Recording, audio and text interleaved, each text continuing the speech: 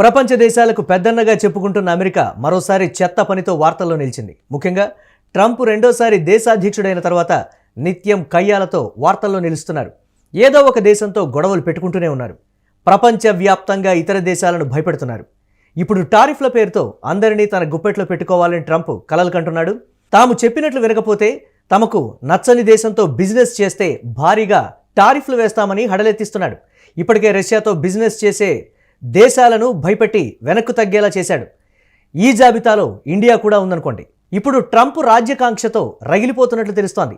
ఇప్పటికే వెనిజులాపై లేనిపోని కారణాలు ఆరోపణలతో దాడి చేసి స్వయంగా ఆ దేశ అధ్యక్షుడినే కిడ్నాప్ చేసి అరెస్ట్ చేశాడు. ఆ తర్వాత గ్రీన్లాండ్పై కన్నేశాడు. దానిని స్వాధీనం చేసుకోవాలని ప్రయత్నాలు చేస్తూ ఉన్నాడు. అంతటితో ఆగకుండా ఇరాన్తో మరోసారి కయ్యానికి కాలు దూవుతున్నాడు.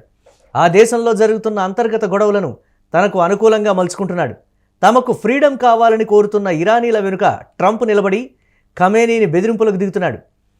తాజాగా ఇరాన్తో వ్యాపారం చేసే దేశాలను భయపెడుతున్నాడు. ఇరాన్తో వ్యాపారం చేస్తే 25% టారిఫ్ వేస్తామని అంటున్నాడు. ఇప్పటికే అమెరికా నుంచి భారీ సుంకాలను ఎదుర్కొంటున్న భారత్ను మరింత ఇరకాటంలో పెట్టే నిర్ణయం తీసుకున్నాడు. ఇరాన్తో వ్యాపారం చేసే దేశాలపై 25% టారిఫ్లు విధిస్తున్నట్లు ఆ దేశ అధ్యక్షుడు డొనాల్డ్ ట్రంప్ ప్రకటించాడు. దీంతో భారత్పై అమెరికా వాణిజ్య ఒత్తిడి మరింత పెరిగే అవకాశాలు కనిపిస్తున్నాయి.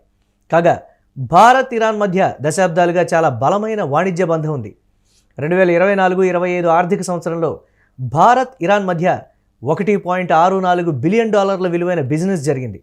ఈ పరిణామాల నేపథ్యంలో ఇరాన్కు కీలకమైన వాణిజ్య భాగస్వామి దేశాల్లో ఒకటైనటువంటి భారత్కు ఇది తీవ్రమైన ఎదురుదెబ్బే అని చెప్పాలి. రష్యా నుంచి చమురు దిగుమతులు కొనసాగిస్తున్నందుకు అమెరికా ఇప్పటికే భారత ఉత్పత్తులపై 50% వరకు టారిఫ్లు విధిస్తోంది. ఇందులో రష్యా చమురు కొనుగోళ్లపై విధించిన 25% సుంకం కూడా ఉంది. ఈ చర్యలతో భారత్ నుంచి అమెరికాకు వెళ్లే ఎగుమతులపై తీవ్ర ప్రభావం పడుతోందని ఎగుమతిదారులు ఆందోళన వ్యక్తం చేస్తున్నారు. ఈ పరిస్థితుల్లోనే భారత్ అమెరికా మధ్య వాణిజ్య ఒప్పందం కుదుర్చుకునేందుకు గత కొన్ని నెలలుగా ఇరు దేశాల మధ్య చర్చలు కొనసాగుతున్నాయి.